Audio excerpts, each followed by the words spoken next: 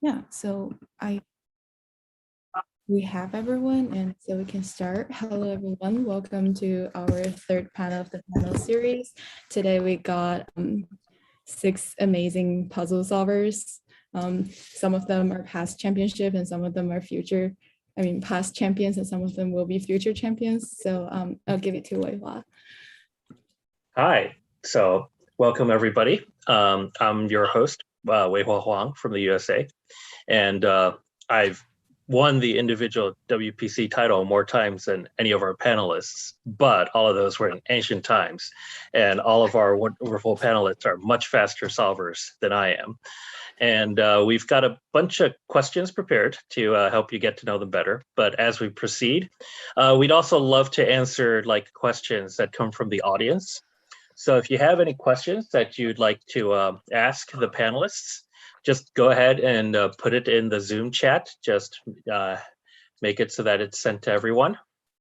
And if you can also ask questions for specific panelists or some panelists, then just make sure you tell me which, and we'll go ahead and get them to answer your questions. But we'll start with a nice introductory first question, and this one's for everybody, which is, how old are you? What country's team have you played on in the WS+PC? And where do you live? So, for example, my name's Wei-Hwa Huang. I'm 46 years old. I've been on the American Team USA since the second WPC all the way back in 1993, which I did when I was 18 years old.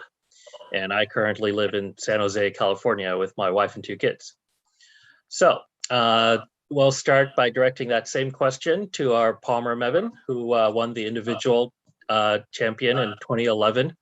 And he's been placed in the top 3 for the 5 years after that. So he's one of our best solvers. So Palmer, how old are you? And where have you played? What country's team have you played on, and where do you live? So, hello everyone. Let's see, you already know my name. I think the right answer I should give here is 32, but that's actually off by like a couple hours.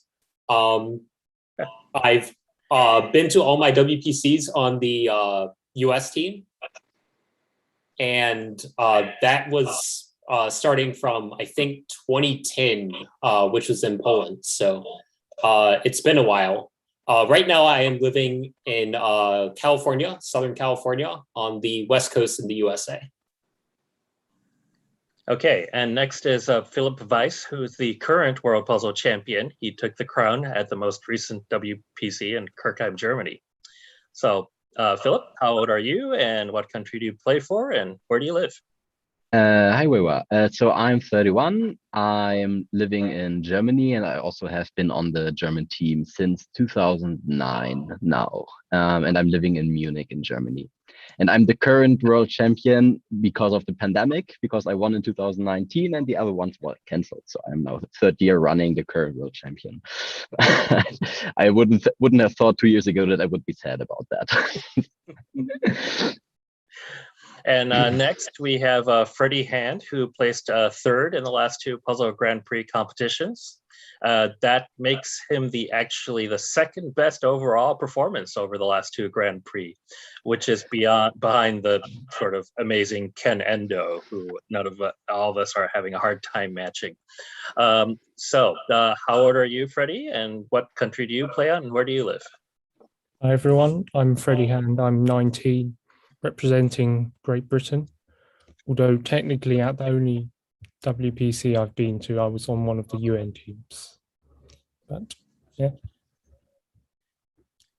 And currently I'm living in Cambridge, but my usual residence is just south of London in Tunbridge.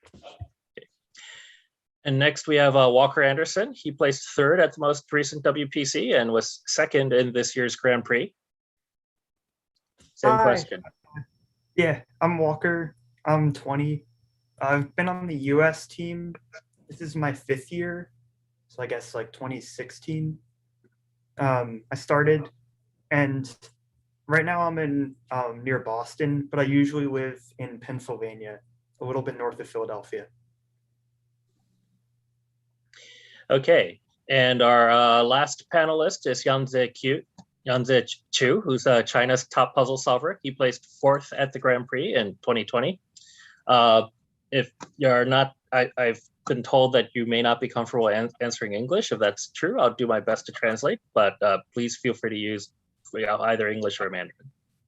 I think I try. My name is Yanzhe Qiu. I'm 23 years old. I play in Team China. Well, since 2012, maybe. My first WSC is 2011, but I was in UN team then. And I live in Beijing, China. I think that answers the question. All right.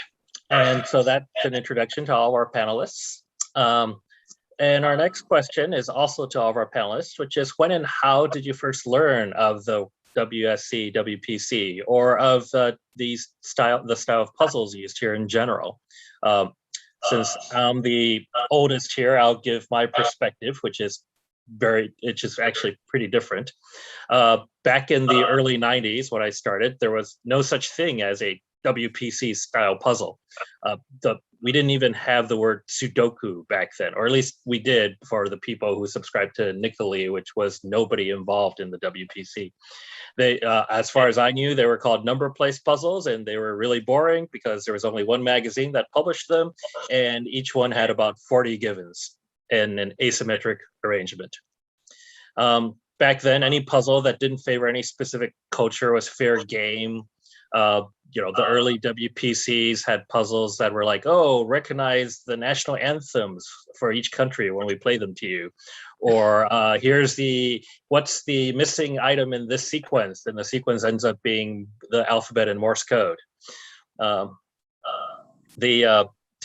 attend, I qualified for the US team by a test that was administered by a fax machine. And I had to do the test in my mother's office because that was the only fax machine we could reach. So now that the old fart like me has described this, let's go in other order of experience. Palmer, tell us, how did you first learn of the WSPC and WSPC style puzzles in general? Yep. So my first real start on this sort of puzzle was a book. I believe it was by Dave Toller and Michael Rios, who are two USPC constructors. That had a bunch of WPC style puzzles like Slayer Link and Skyscrapers, and I liked that puzzle book more than any I had done up to that point. So in the process of trying to find more puzzles like that, I eventually stumbled on nickely.com, RIP, which was basically a whole bunch of flash games with a bunch of daily puzzles and most importantly, leaderboards, because I had never really competed on any of these.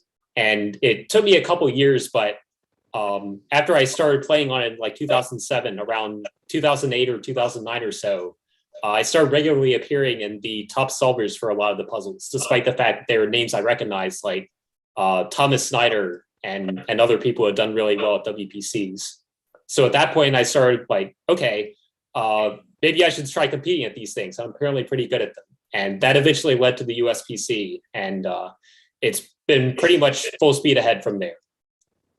So.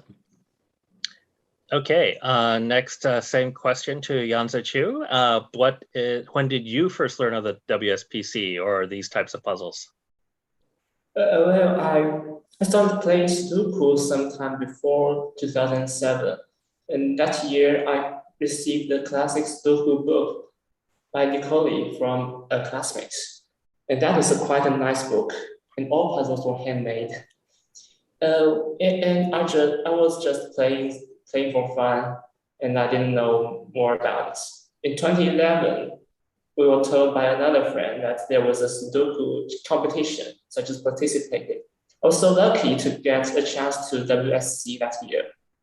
For puzzles, there were puzzles as a bonus round of my first Sudoku contest. That should be my first impression, while there were some puzzles that not quite like a puzzle. They were might related to calculation or something.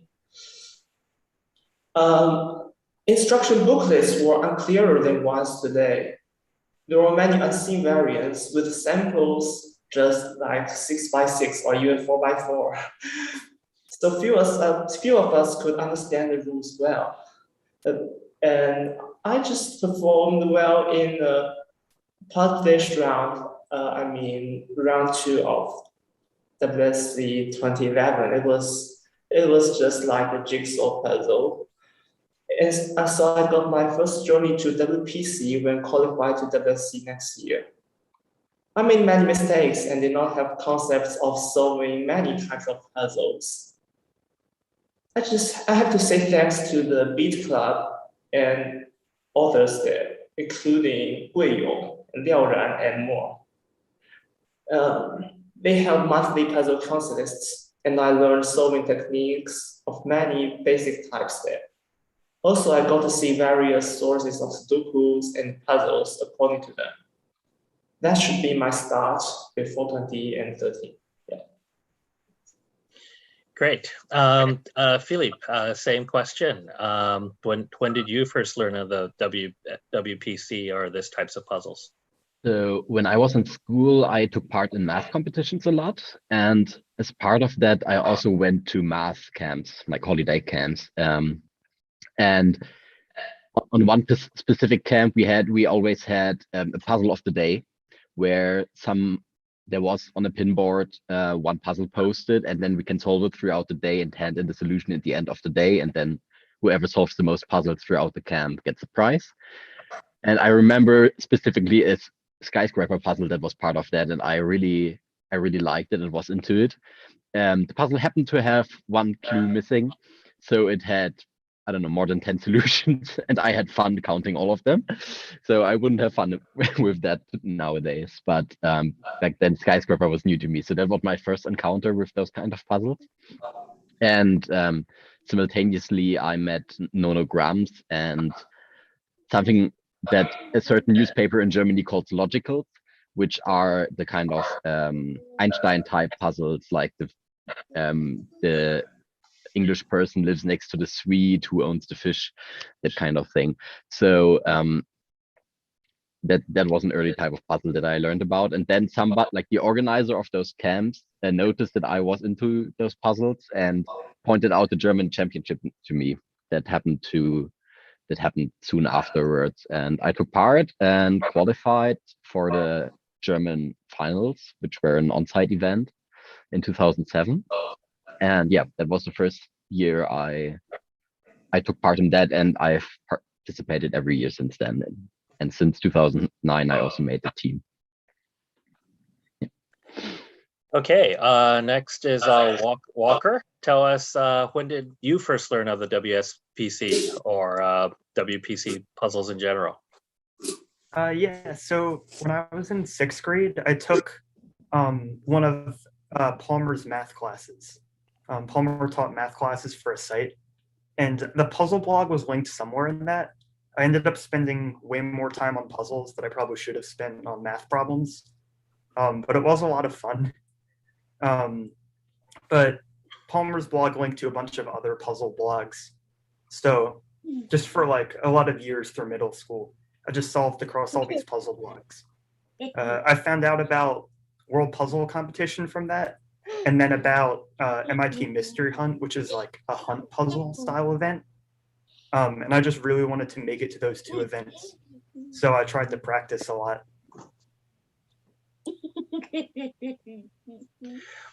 All right. Same question to Freddie. When did you first learn of the WS+PC or these puzzles in general? So actually, I'm very much on the opposite end of the spectrum from Wei-Hwa. I only discovered these quite recently. I started puzzling when I was about 12. I think it was a giant book of Japanese logic puzzles, which had common genres like Slivery, Akari, Hashi, Nurikabi. Although I did skip the Sudoku and Kakuru puzzles. And so that was my start. And I was immediately interested in puzzles from there. But then I only discovered competitive puzzling about 3 years ago.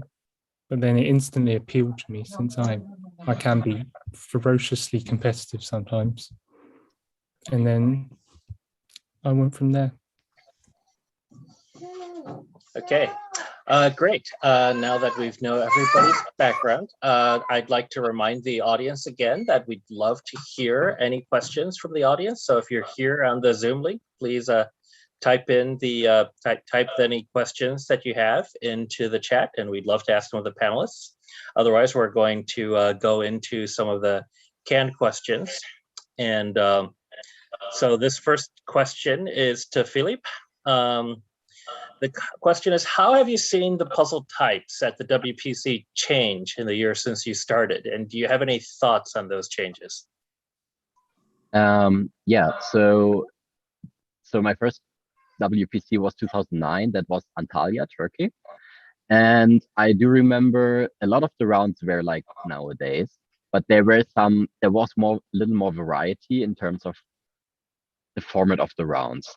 We had on-screen puzzles, like we had little devices where we could type in numbers, and that would count as submitting a solution to something. And then on a big screen, there were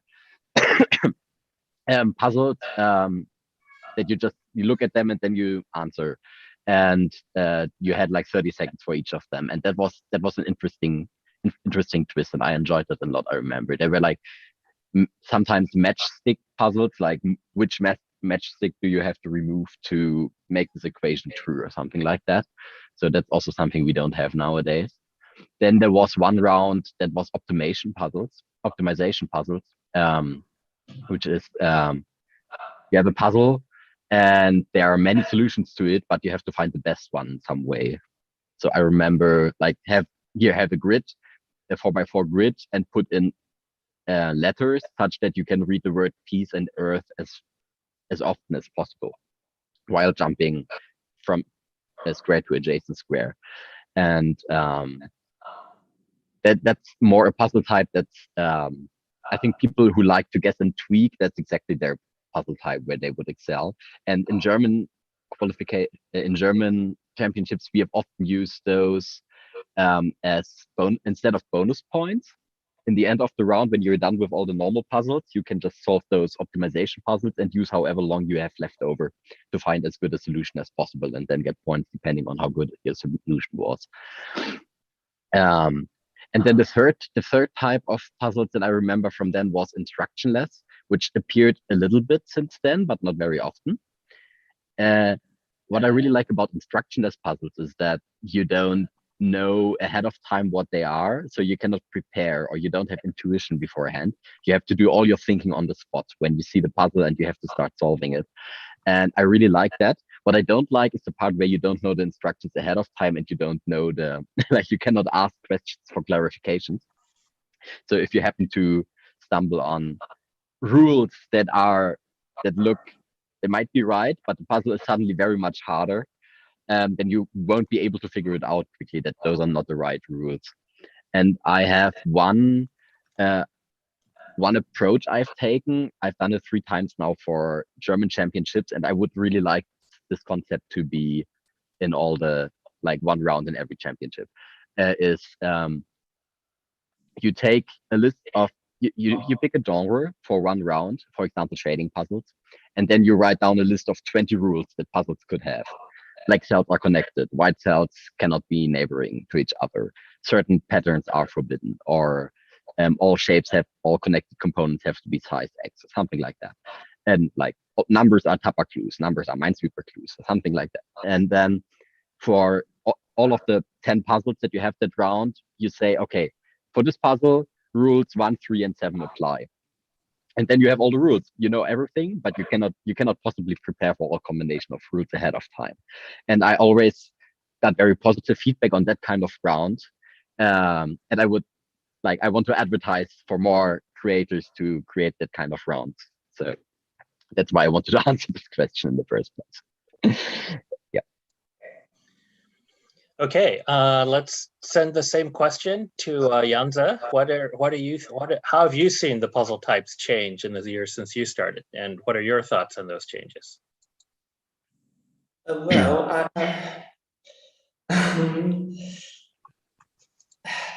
before 10 seconds, yeah, looking from the drafts. I think I started participating since 2011. For the championships, even earlier, I can only get information from IBs and newsletters. Well, I don't see much, but I can see decrease of word puzzles and visual puzzles, and we have more puzzles solvable and provable. Maybe solvable means we can solve via a normal puzzle logic, and provable means we can see when we get the answer, we know that it's the answer. This excludes optimization things, I think. Yeah, I think so. I think they are more puzzle-ish today than before. Yeah, so it seems like the general gist is that we've actually that the WPC, as the years have evolved, have sort of tended to go from a wider variety of puzzles to sort of less overall variety, but more sort of variations within certain types. And I'm just sort of curious, so I'm going to ask all the panelists for a quick show of hands. Do you think that sort of this movement of variety is a good thing, thumbs up, or a bad thing, thumbs down, or kind of a neutral thing, equal? What does everyone think? I think it. So it seems like there's a slight preference towards that we want to see more variety in future competitions. So hopefully that our wishes can be made true. Okay, so let's see. Let's move on to the next question, and this question is about online, how puzzles are graded online. So as you know, when at the WPC, when we grade the puzzles, we take everybody's sheet and we see if they solved it correctly, and judges have to read lots of different types of pencil marks. Whereas online, we usually base it on inputting a particular key row or key columns. And we just want to know what our panelists think about that. So the first answer is Walker. Tell us what you think about online grading versus pencil and paper grading. Yeah, I find that it's a lot different, both like strategy-wise and just simply how it works. One thing that I guess the first thing I'll say is that sometimes I felt like the answer key rows can be tricky to figure out when I remember I had trouble with them when I was starting out. Certainly like loops, telling whether it's like the length of the line in a loop or the number of cells, I feel like tricks people up to start. But then there's even some, like, I think I remember Shaka Shaka from the Grand Prix, where you have to enter like N's and Z's for the diagonal direction. And like, I don't have a better answer key, but it is like, I had to go through very carefully to make sure I didn't typo it. I feel like there's a strategy element to answer keys too a bit, because like a lot of times the answer keys will be something you'll get last in the puzzle, so that you actually have to finish it. But then from that, like if there's a space that's neither answer key, maybe that's where the break into the puzzle is. And like that certainly isn't always true, but that's something you wouldn't get if you didn't have the answer rows marked. Yes, I'll leave Freddie Hand to say more too, but I do think it's interesting to get used to. Like I've had practice from other online competitions. And Walker, do you feel like, this is a thing that you expect to continue into the future? Or do you think that eventually like technology will make it so that we'll all like unified on one type of grading? That's interesting. I think we're getting to like pencil versus online later. I feel like pencil and paper puzzles like might always have at least some bit of place, and like maybe we'll reach a point where online solving incorporates, or I guess if you could just write directly on like an iPad or something.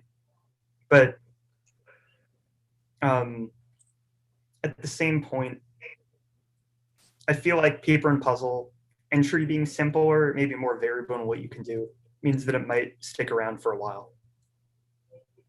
Mm-hmm.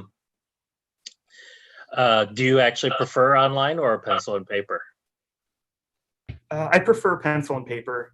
I do a lot more online though. Okay. And Freddie, same set of questions. What do you think of online? Do you prefer online or pencil and paper? How do you think of how the grading works on the two different gradings and how the effects are? And what does the future hold? It's an interesting one, actually. Yeah, I think as with Walker, actually online answer keys can change your strategy quite a lot.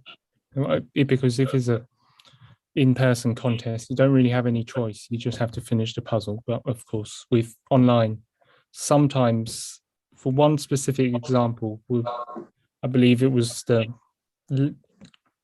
inequality skyscrapers on the GP, you could actually extract the answer key without filling in a single digit of the grid. So it definitely changes things up a little bit. But yeah, people might know I've had some problems with online answer keys sometimes. And I suspect that's just unavoidable. Sometimes you will get the right answer and input the wrong answer key.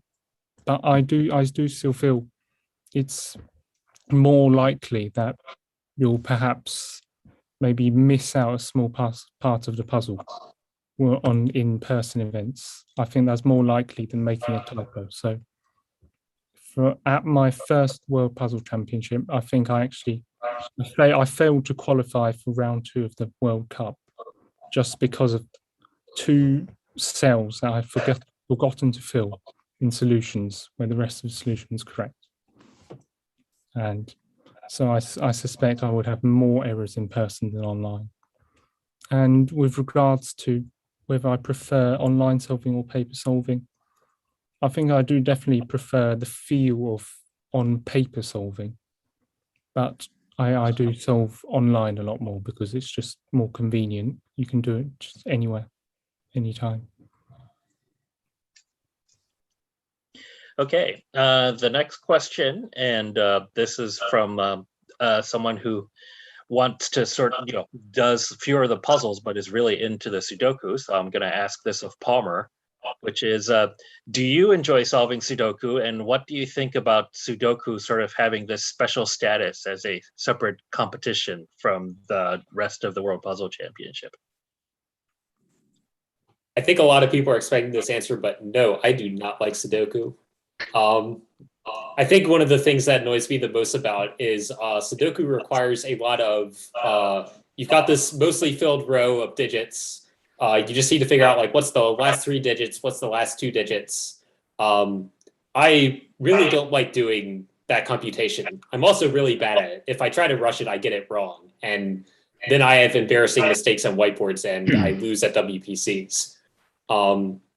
Now, having said that, despite the fact that I really don't like Sudoku and would be fine with not having to do them during competitions, I have always been very confused by the fact that it has somewhat separate status compared to other WPC puzzles. Like, it's a gift to me, but it doesn't feel like it makes sense to me that there's fewer Sudokus at these competitions just because there's a separate World Sudoku Championship. Like it's just as legitimate a type as any other. And the fact that I'm weak on it shouldn't excuse me from being bad at it, which I kind of feel like is the case with competitions nowadays. So for fairness sake, like I feel like there probably should be more Sudokus than there are, but I guess I'll enjoy the fact that there's fewer of them because it means I do better. Yeah, I guess there's just so many different varieties of puzzles that it's just a really easy excuse to say, well, we've already got some Sudokus, we don't need them in the WPC. So same question for Yanzhe. What do you enjoy solving Sudoku, and what do you think about Sudoku having this special status that's separate from the rest of the WPC? I enjoy playing Sudokus, but not that much as enjoying puzzles. Sudoku has more writing time, which is a minimal time for solving. To solve it, we must at least have to count multiple times and write dozens of numbers. For most puzzles, such time is short. We can draw a loop or indicate a set of shaded cells in less than a minute. So puzzles are usually more about solving ways than Sudokus, in my opinion.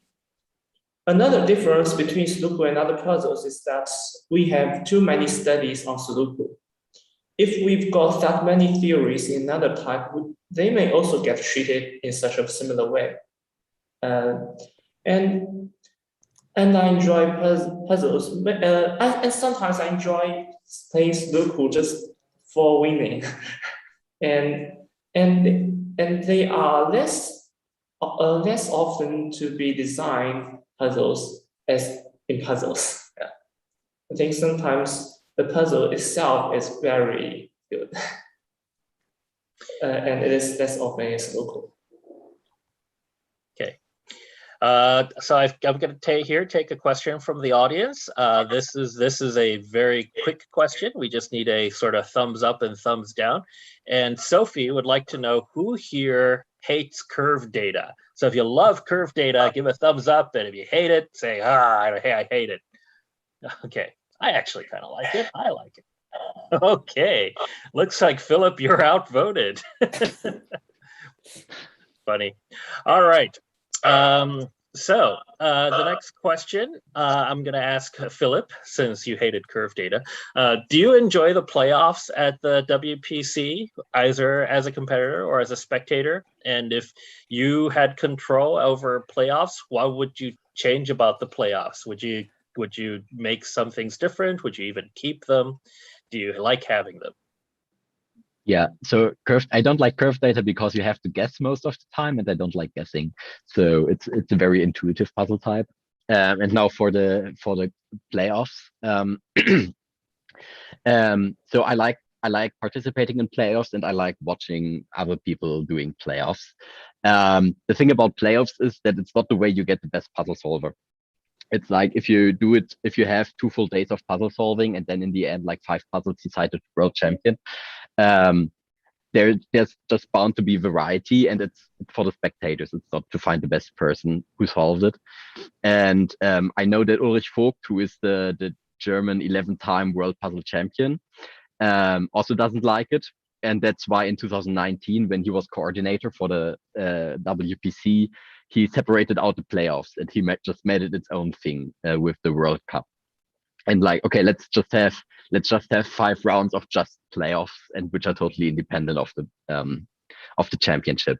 And it's a bit like if you watch the Olympics, then the 100-meter sprinters, the 100-meter running, like to find the best consistent runner, you would have to do it like 10 times and then take the average time or something like that. But that's not what it's for. It's like who can right now get the best performance on the spot, who has the best day, and like that's the person we are giving the gold medal to.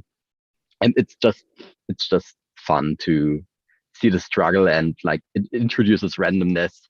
Otherwise it would be like every time the same person would win.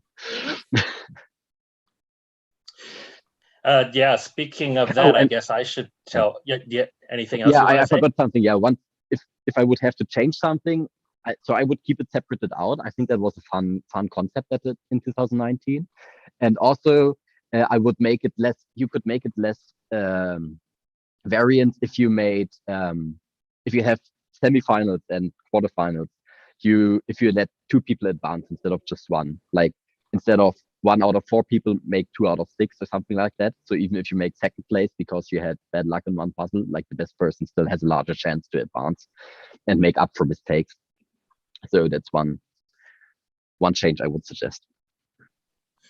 So I'll interject here and give a story of the old history of the WPC, which was that for the first 8 years of the WPC, there were no playoffs. That the individual rankings were based purely on the total score for all the rounds. And in 2000, that all changed when the United States hosted for the second time, because I'm not sure I've ever had this completely confirmed, but the feeling was that it was kind of boring because some person named Wei-Hwa Huang kept winning, and he won in 97, and he won in 98, and he won in 99. So that they figured that maybe by adding a playoffs, they might be able to shake it up a little bit. And so the way the playoffs rounds worked, the first playoffs at the WPC in 2000 in Stanford, where 8 puzzles on giant easels, and all of the puzzles were sort of observation puzzles of a sort that you had to sort of solve separately on your own. You walked around the easels, you solved them on your own paper, and then you submitted the answer. And the first to submit all 8 answers correctly would win. And so they did this, and this person, Wei-Hwa Huang, had this big they wanted to give people something for the previous score, so they gave people time advantages based on how well they did in the regular competition. And Wei-Hwa Huang had apparently enough of a lead that he was the only person. He had like a 8 or 10 minute lead in front of all the other competitors. And so this was very boring for the audience to watch, just this one person walking around and solving puzzles, until finally the other seeders caught up. But it turns out that there was a triangle counting puzzle that Wei-Hwa missed and counted the wrong number. And as a result, the very first playoffs was won by this person named Ulrich Voigt, who had this person would come out of nowhere. It was his first competition from Germany, so he was very surprised to have won. And so that is the history of the first ever playoffs at the WPC. Yeah. Okay, so same question to Walker. Could you tell us what you think about playoffs formats as both a spectator and a participant? And how would you change the playoff format if you were in control? Yeah, Philip covered a lot of my things for competitor, so I might go from a spectator angle. I've watched a lot of the Sudoku playoffs too. And it's tough because you want the playoffs to be like somewhat of a fair judge of who's the best. Like, it can be stressful if it just comes down to getting a puzzle type you're bad at. But then I also do admit there's something about the playoffs being fun to watch. Okay, and like, anything else? Sorry. So, for instance, like the puzzles on the easels, I'm like, it's so different from usual solving. I remember practicing before my first world puzzle with marker because I thought I might have to do that. But I think it could be exciting to watch. So I kind of like some of the more recent playoff formats where they've had playoffs, but somewhat separate from the overall world puzzle like ranking at the end. Like the side playoff events have been a lot of fun. Or the like screen capture from above playoffs. And then I think some of the commentary they've provided too is a really nice addition. Because I feel like it's been nice to watch the playoffs and get a sense of like, when I watch the Sudoku ones, I kind of know what's going on, but it's really good to hear someone explaining like how progress is being made. Maybe they know a major break-in on the puzzle so they can identify when that's happened. So in that sense, like I like some of the recent playoff structures, and I think it'd be cool to see some like innovation in that area. All right, let's move away from format to questions about WPC format for a while, and let's ask a question about puzzle construction. We have Amelia who is asking, is there any advice for learning how to construct puzzles instead of just solving them? And I will go ahead and point this to Palmer. So Palmer, also tell us, do you do author puzzles, and is it more fun, and what's some advice for writing them?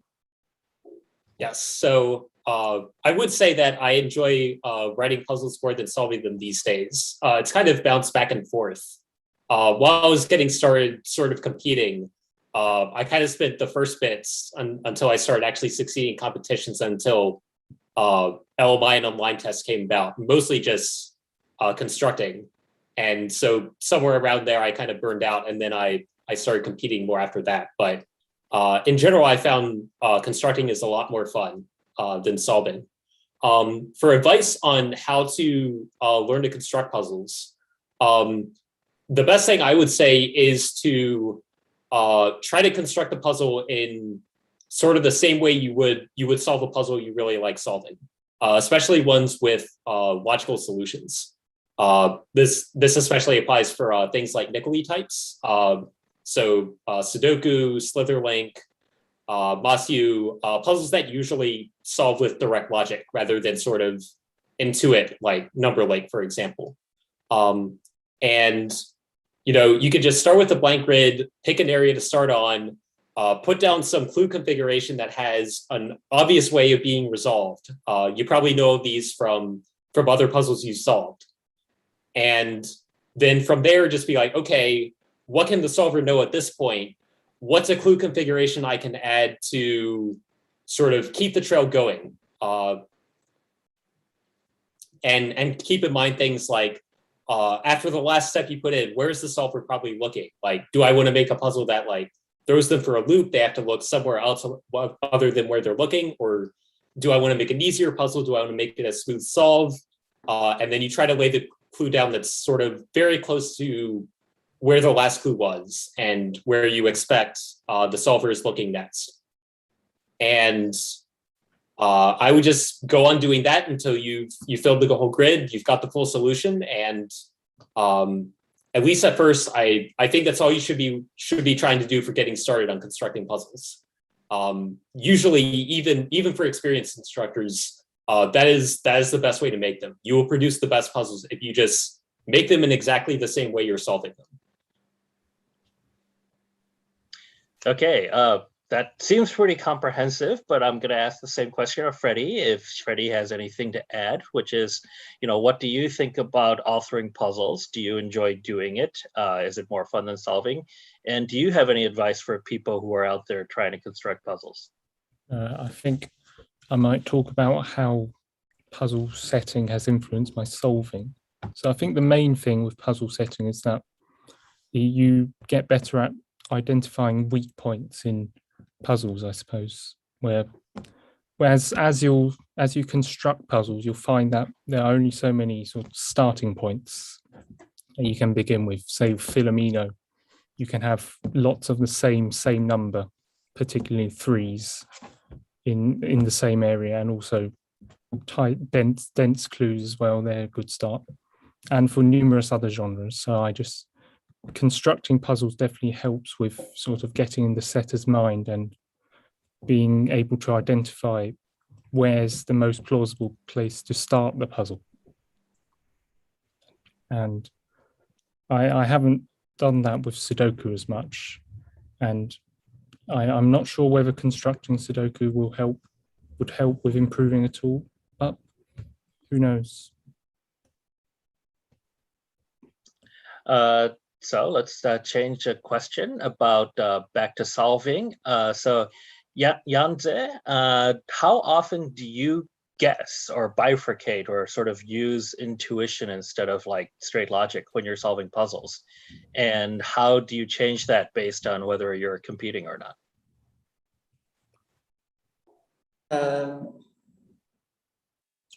And sometimes I'll try anything until I see a contradiction and find its mechanism. But what is it that makes the contradiction? It is maybe it's just getting stuck. After getting stuck for several seconds, you just do a very, very small try. And if not see the contradiction, then I will pick another place to start with. That might be a situation. And I would try very few when only solving for fun. Solving to win and solving purely for fun is kind of different. That's mine. Okay, and I'm going to take an audience question, which is from Giovanni, and she wants to know, what's your favorite puzzle type that you solve and construct? So Walker, what is your favorite puzzle type for solving and maybe a separate one for constructing? I think I'd choose Tappa for both. I do like shading puzzles as a whole. One of the reasons that I really like Tappa, I'll go from, I guess, solving front first. There's a lot you can do with just the base rule set. I feel like each clue kind of has its own properties, and it's fun to see how they fit together. And then Tappa also has a lot of variants. I know there's like a whole list of like 200 variants out there or something. but it feels like they all use like neat properties of certain clues. Like, this clue has a little bit of new context in this variant. And there's certain key clues like 2 3s together are a really useful one. I particularly like 1 2 2 as like a very dense but not very connected way of surrounding a clue. And then on the constructing side, I guess maybe I find like the solving and constructing working together interesting. But I feel like there's a lot of potential that you can do with the type. So I find it fun to just come up with a neat idea, like, oh, what if this variant did this? And then spend a lot of time trying to fit clues until I get something that works. Okay, before I ask that to another panelist, I will point out that to our panelists that there in the Q&A section, there's a question about asking what your hobbies are outside of puzzling. So if you're interested in answering that while the other panelist is speaking, feel free to do this. I'm sure our audience would be very much enjoying to hear your answers on that. It's in the Q&A and you can click on answered and type answer to find it. So I'm gonna, speaking of Walker's love for Tapa, there was somebody whose nickname was the Tapa Master in our team for a while, which is Palmer. And so Palmer, what is your favorite puzzle type to solve and construct? I don't feel like I'm the Tapa Master anymore. That was, my heyday back then was way too long ago, but that is actually the type I was going to say is my favorite to solve. I feel like if you catch on to where the Tapa puzzle is trying to lead you, it can be a really, really smooth solve in a way that I really enjoy. That said, I have actually found that I have a lot of difficulty constructing Tapa puzzles. For some reason, trying to like place a few Tapa clues in a way that like just manages to fill up the empty space with just the right amount of logic is very difficult for me. I honestly don't understand why. I've had so much trouble with it, despite how much I like solving it. So while I do enjoy constructing Tapa puzzles, I have to say that Philomeno is probably my favorite puzzle to construct.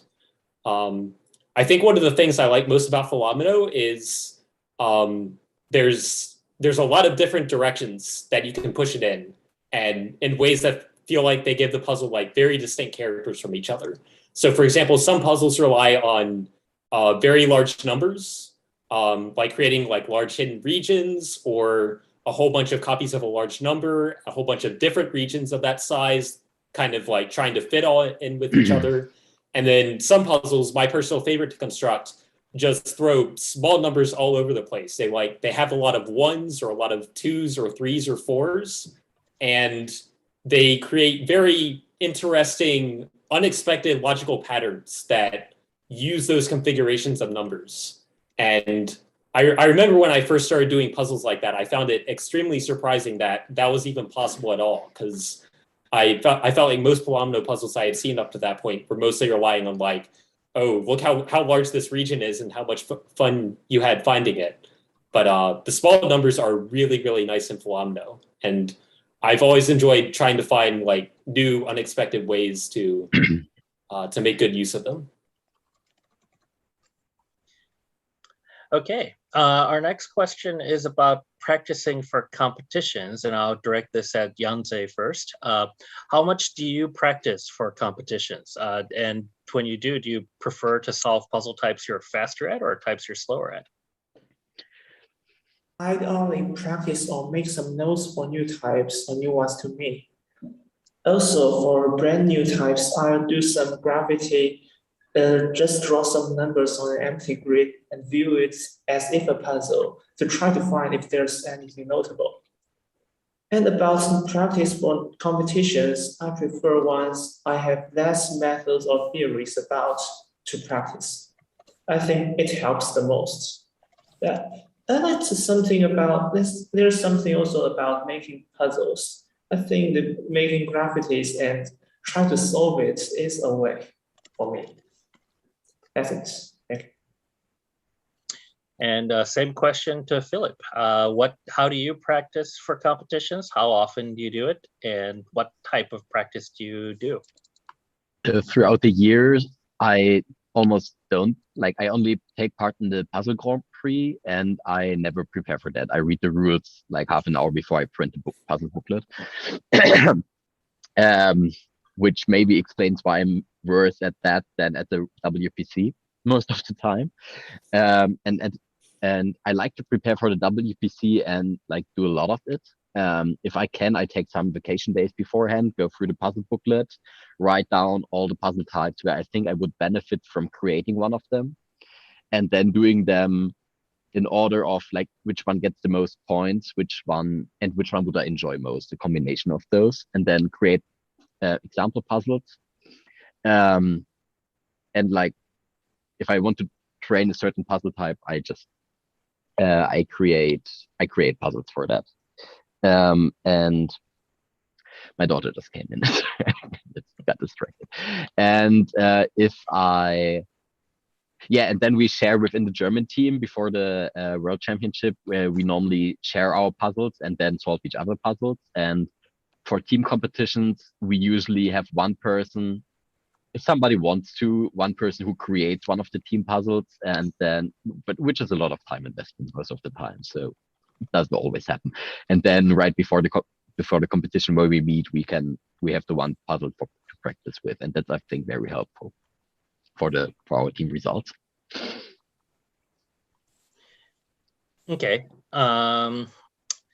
So how the next question is about the pandemic. Walker, can you tell us how the pandemic sort of affected your puzzle solving in general? Yeah, so the two major things I wanted to say for this, I had a lot more free time during the pandemic. So I tried to step up.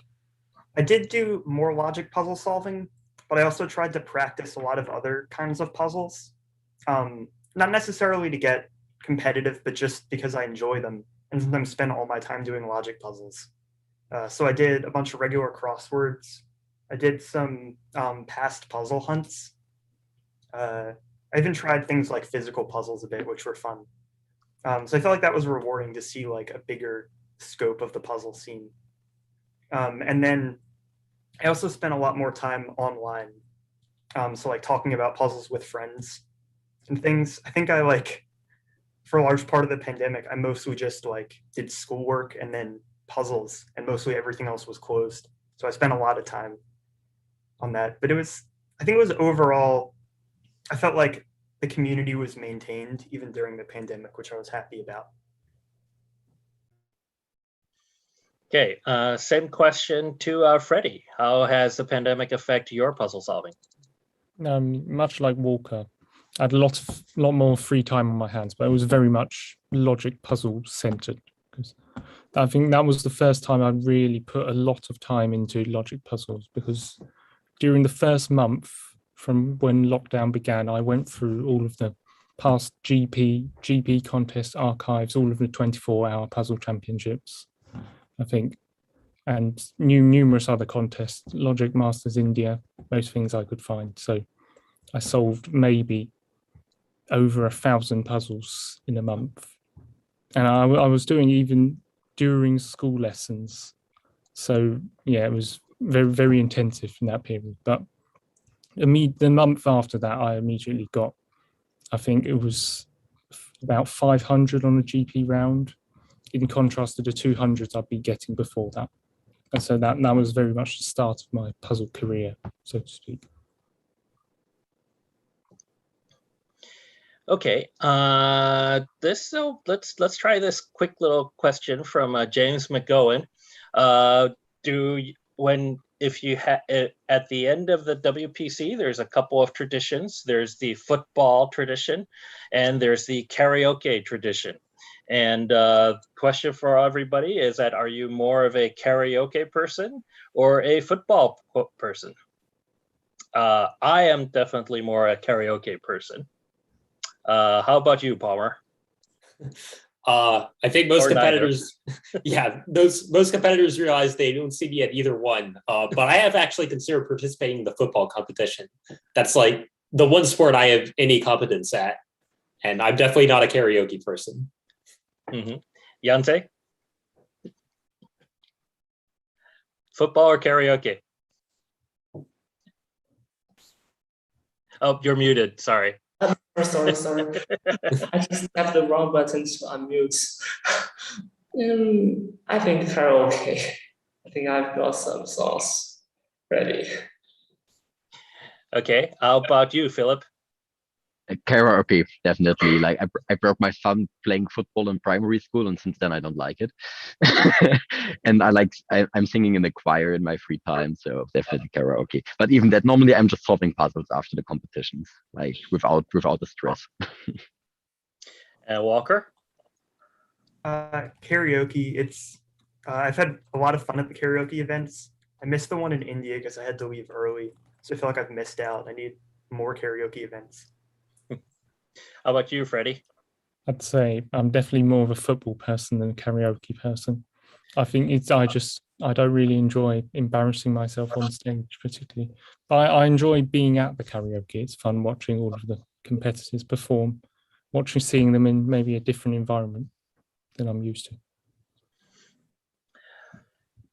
Okay, so let's go back a little bit more serious question. Freddie, while we have you, what are your thoughts about the time bonuses and partial credit, or these things to get points in these competitions that aren't directly about solving puzzles? Well, yeah, again, partial credit is something I've had some issues with in the past, but I think, yeah, partial credit, in theory it's desirable, but in practice I feel it's a lot of work for organizers. Wei-Hwa can probably speak more on this, but with partial credit you have to try to determine whether the solver has actually solved the puzzle with just a small error, or whether they've just tried a few guesses and just arrived at any old solution, just purely to get partial bonus. And so that is a lot of strain. And Yanzhe, what are your thoughts about time bonuses and partial credit? I think one thing we need to avoid is when someone gets finished almost all puzzles except one, and they cannot solve that one at all. So they have to waste all the rest of times for that puzzle that they could not solve. I think one is we must avoid such things. And the other is that when the puzzle is too big or occupies too much percentage of the round, then we must have partial bonus. I think that's the two I would mention. Thanks. And Palmer, your thoughts? I mostly feel like I tend to enjoy the time bonuses more when they're done proportionally. I have memories of finishing some rounds like in like a sprint round, like half the time allotted, and then getting bonus points that basically correspond to like a 20% increase over the full points for the round. So as far as weighting was concerned, my best round was basically wasted at the competition. I think the main thing about it is that I feel like WPCs are still trying to get to the point where most of the rounds are finishable, which I think is a little bit better than the current state of things where most rounds are not. I'm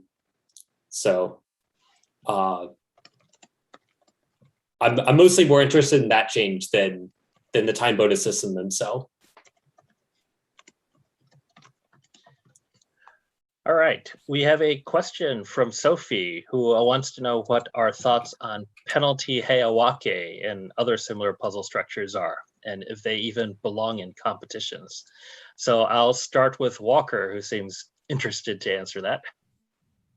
Should I try to briefly explain penalty heiawake? Yes. That is probably good for those of us who don't know. Penalty heiawake is like a pretty new deduction strategy. I think Chaotic IAK wrote a thread about it first, but it's essentially, maybe someone could find the thread while I'm talking. It's essentially using, like, if you have a heiawake with lots of shaded cells, like very big numbers and regions, sometimes you'll have close to the maximal number of shaded cells in the grid as a whole or in a sub-region of the grid. So then you can say like you have to pack the shaded cells very well, but it's not necessarily obvious how to pack them.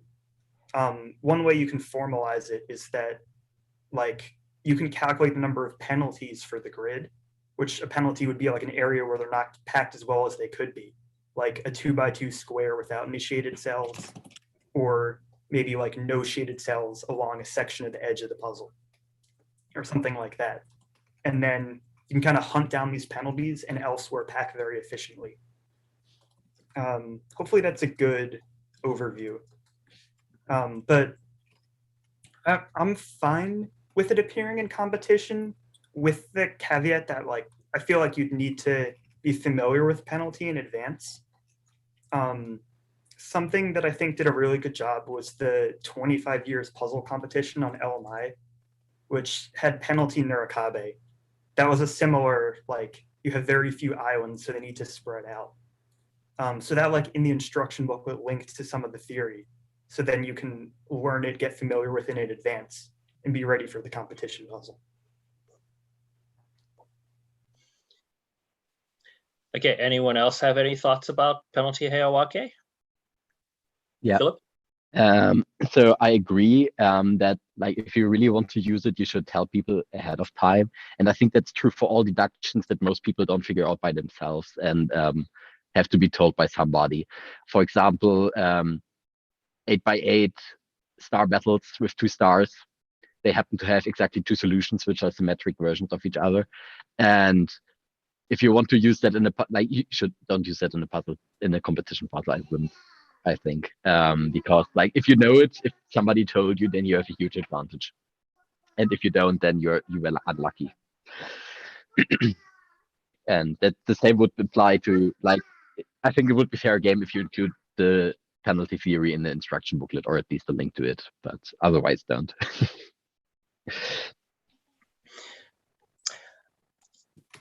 Okay, let's see. We have one more pending questions from the audience that isn't being answered online, which is that an anonymous questioner would like to know, for those of you who are still students or in some other form of higher education, what college do you attend? What is your major, and what do you plan to do after graduation?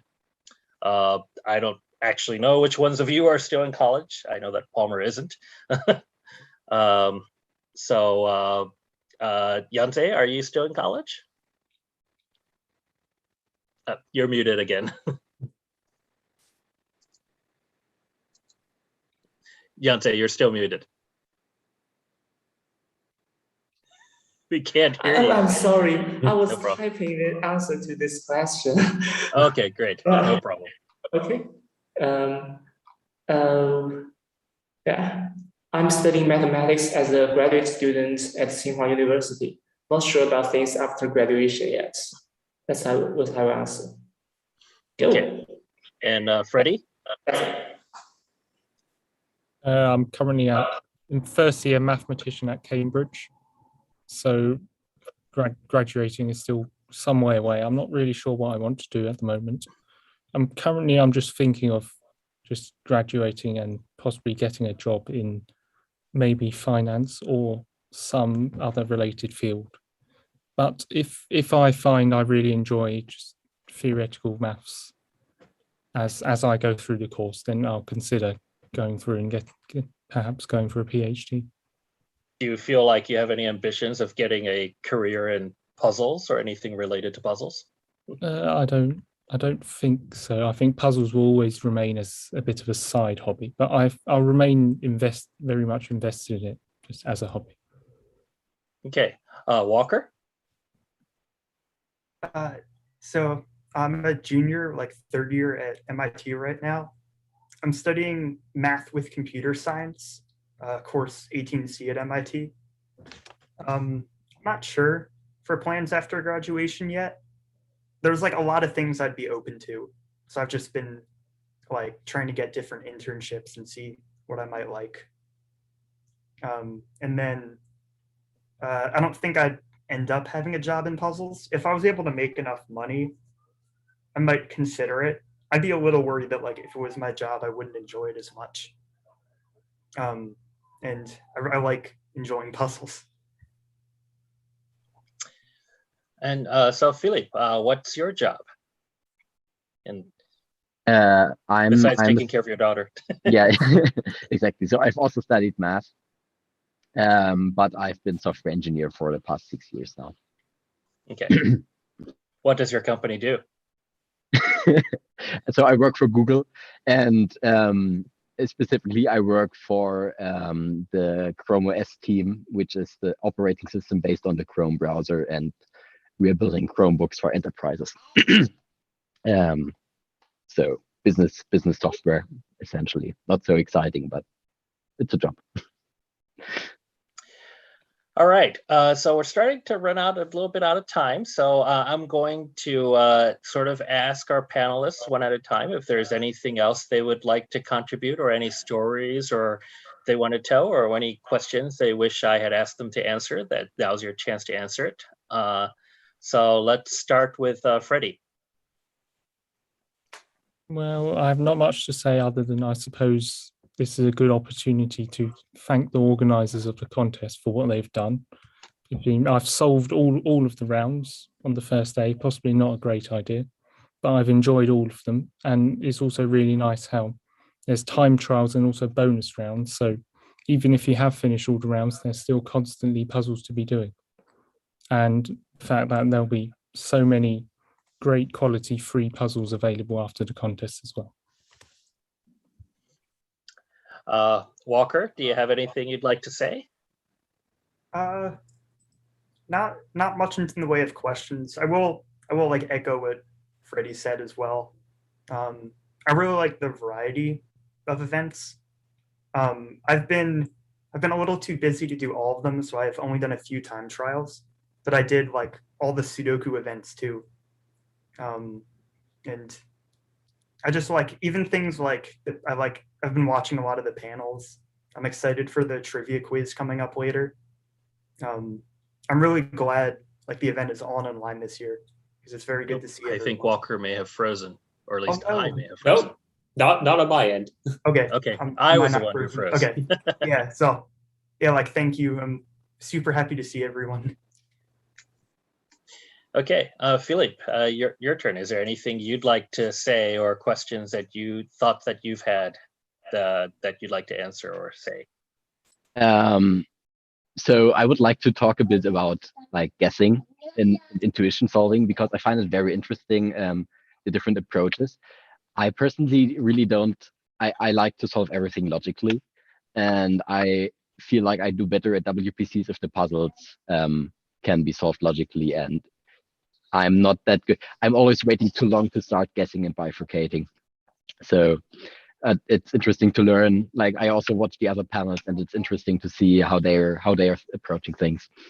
Some people have specific times. If they wait 20 seconds or 30 seconds and stare at it, then they start guessing or something like that. I should make a rule like that for myself to improve, because I'm not guessing enough. But I think it has improved in the quality of the puzzles has improved, and most of them have logical solutions now. And other than that, yeah, I agree. Like, thank you for all the organizers, and it's getting boring if everybody is saying that now, so I'll just stop talking.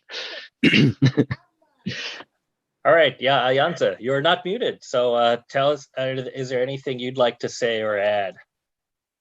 Well, maybe more about the penalty hierarchy or things similar to that. Okay. It is probably about what puzzles are suitable for competitions.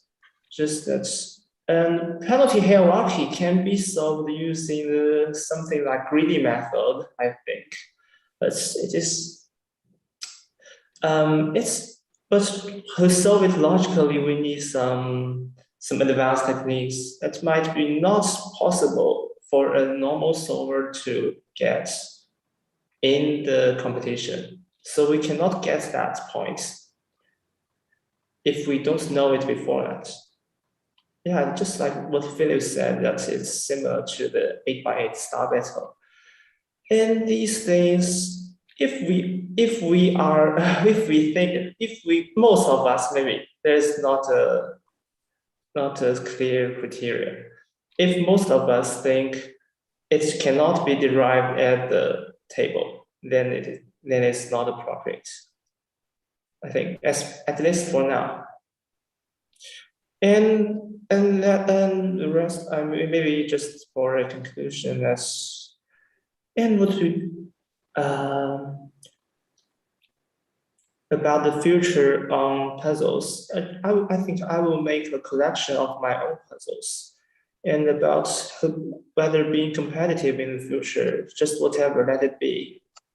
At least I will be making puzzles and telling stories, but I will try to do more.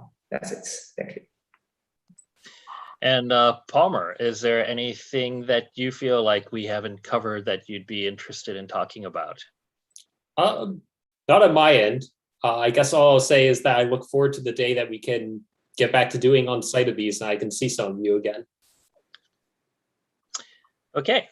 So we officially have 10 minutes left in the thing, but I think all questions have been answered. And any panelists who want to stick around for just more open chat, I'll stick around for some time. And I'd like to thank all of our panelists for attending. And this has been very interesting. We've learned a lot of different perspectives on what it takes to become one of the best puzzle solvers in the world. And I hope you all in the audience had fun. Okay, this is officially over. I think we could still take questions from the audiences if they would like. Sure. Sophie just asked everybody, how many puzzles have you solved on puzz.link/db? Yes, Sophie wants to show off that they have solved everything. I would show off and say that I may have solved 10 of them, maybe. I don't know. I am behind on these online things. Yeah, I mostly solve them if somebody shares them in the Discord, in the Puzzles Club Discord. So that's my main source of puzzles nowadays. I don't have time to search them out a lot. So maybe 100. I don't know. 150. Well, I don't think I have an account. I guess I'll create one right now.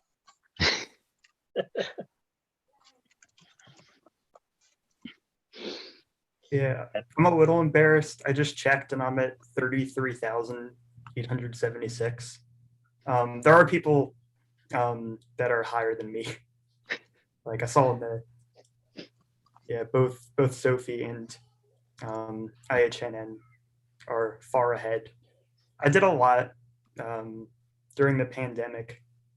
I remember like they had a speedrun marathon for like video game speedrunning, and I just kind of watched runs and grinded difficulty 1 puzzles on the side, and I solved like I think like a few thousand. They were all very fast puzzles, but it was relaxing. Yeah, to answer to that, I can't do that. Like I get bored after 10 puzzles of the same type. That's the reason I don't like Sudoku that much, because I've just done enough. Like if I would do 100 Yajilins, I would have the same opinion of Yajilin, I think. So I just can't do that many puzzles of the same type.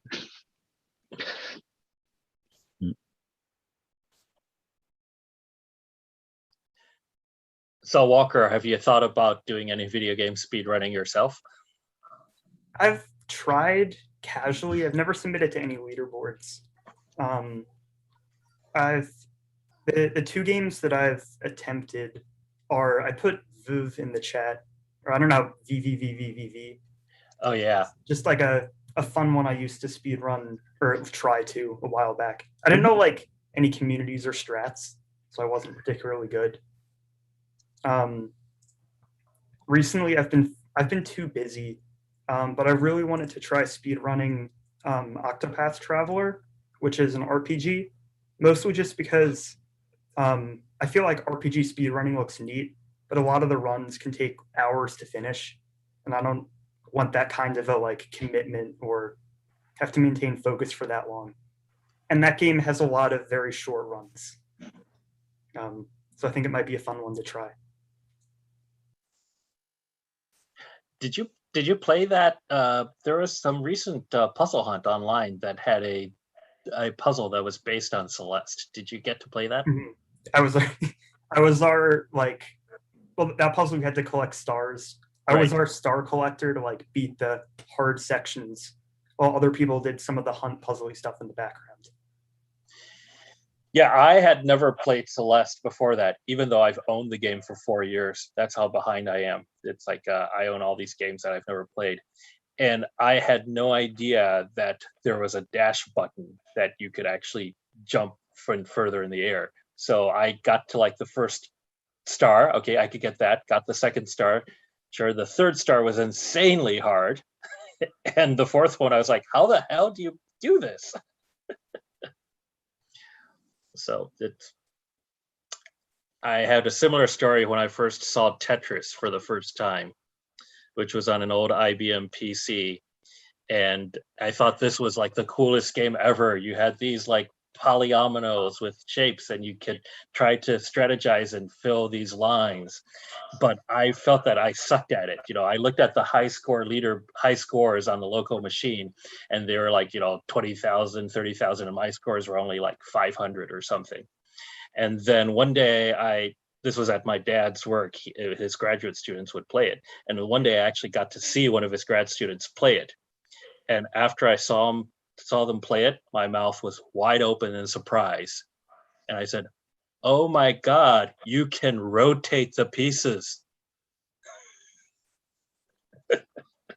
I might be wrong, but I think like no rotate Tetris has been a category people have tried. I don't know if anyone's more familiar and can say more about that, but it sounds cool and definitely was difficult for top players. Yep.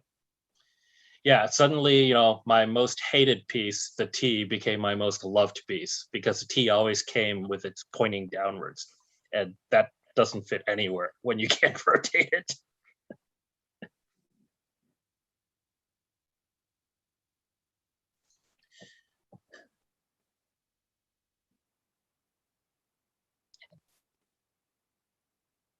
Wow, there's still a lot of people hanging up. Anyone want to chat about anything?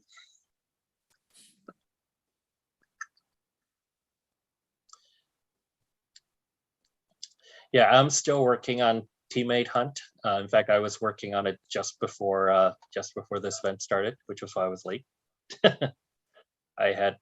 We just had an insight on that crazy QR code puzzle.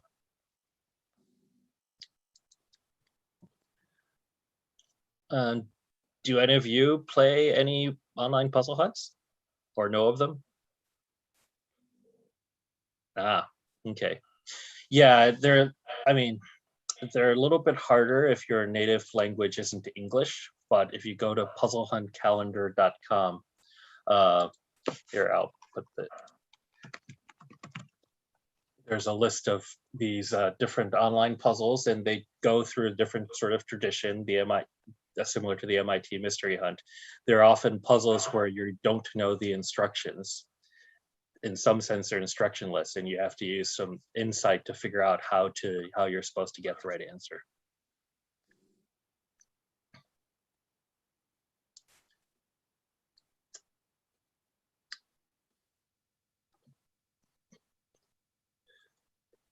I enjoy logic puzzles for the deduction part and figuring stuff. Like you have stuff given.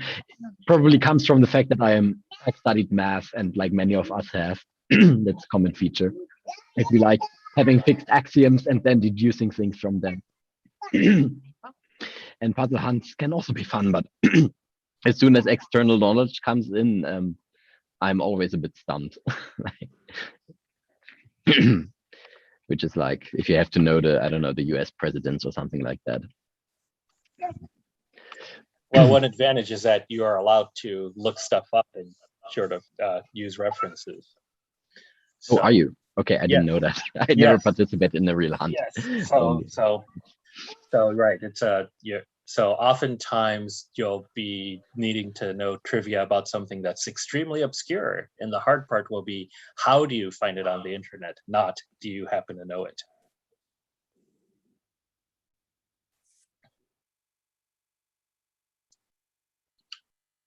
Yep, we have some recommendations from Giovanni. Oh yeah, Divide and Conquer. That was a great puzzle. Right. Sometimes there's some overlap between puzzle hunters and sort of WPC logic solvers, and every puzzle hunt usually has one or two puzzles that are logic, and they're oftentimes the construction is very amusing. So that's definitely worth looking at. One of the puzzle-like events that I got into during the pandemic were these things called road rallies. And normally a road rally is actually you drive around and you try to follow these instructions. And during the pandemic, the local rally club realized that they couldn't have people driving around the street and doing things. So they decided to adapt their rallies to be all online, where you just sort of virtually drove a car around on Google Maps. And before, I was always sort of scared of joining them. And once the online stuff happened, I was like, oh, I'm going to try this. And it turned out that I actually ended up liking it quite a lot. And they are sort of like, they really appeal to sort of like the logic and deduction part of me, in that the way they work is that they will be like, they will define some terms, and then you'll have to follow the instructions, and then it'll be tricky to figure out how to follow the instructions, because they'll put little traps in there. Like, for example, they might say, a stop sign is defined as a red and white sign with 6 sides. And then you realize that when instruction talks about a stop sign, none of the actual stop signs fit the definition. So if you weren't paying attention to that little writing, then you would be fooled. Or we did a competition where it said something like, anytime you need to refer to a number that's greater than 100, you don't write out the number, you just say lots. And at one point they sort of asked you, hey, what's this number on the sign? And the number on the sign was like 483, 135. So if you wrote lots, you only got partial credit, because the comma separates it. So you should have written lots, comma, lots. So there is an online virtual rally coming up next month, and sure, I'll put a link to it in case that sounds interesting to anybody.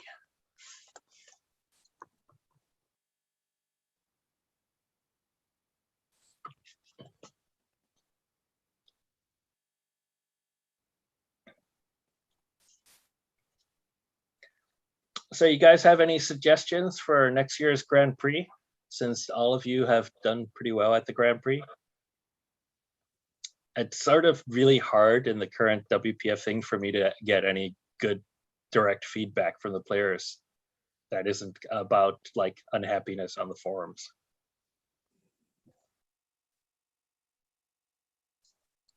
So I don't know. I like the Grand Prix as they are. I would like one Grand Prix. So I'm a fan of combination puzzles. I'm a fan of connected grids, and that's something you probably can't really do in a Grand Prix. Something like the roundabout in 2019. I really like that puzzle, and I really enjoy those kind of puzzle types at a championship. If the Grand Prix could do more variation in that direction, I'm not sure if it's possible, because you need a good partial scoring system for it to work. I mean, a lot of the thing I don't have control over the Grand Prix is that I don't have much control over what the writers submit, except like generally I say, here are the sort of puzzles that we like, and here's approximate distribution of difficulties that we'd like. And one phenomenon that I think you mentioned before is that sometimes there's like one puzzle on the Grand Prix that's worth lots of points, and because it, to solve it logically needs intuition or bifurcation. And does that in general frustrate you, or are you sort of okay with like, the big pointer there for anyone?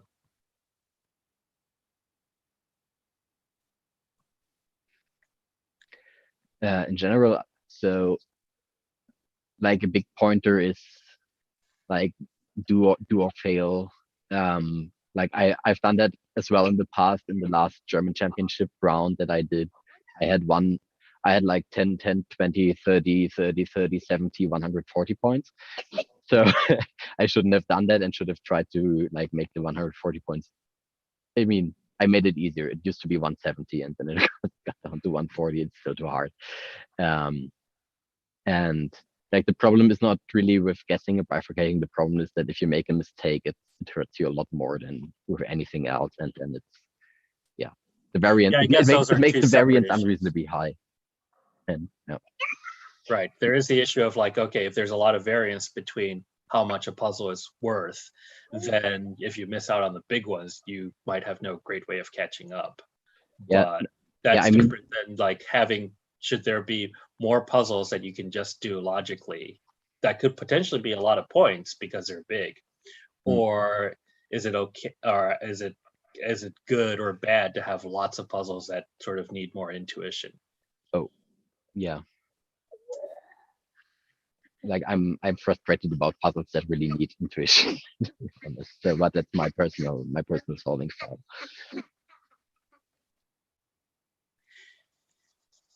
Yeah, that's true for me too. But you know, on the editing side, I can only sort of do so much. It's really hard to like, you know, when someone submits a puzzle that comes out being too hard, it's not that bad to edit it to make it easier.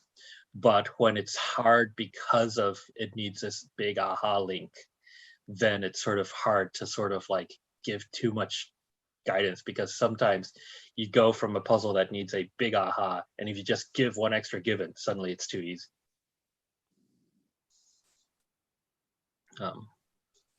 I think I have to head off now and bring my daughter to the kindergarten.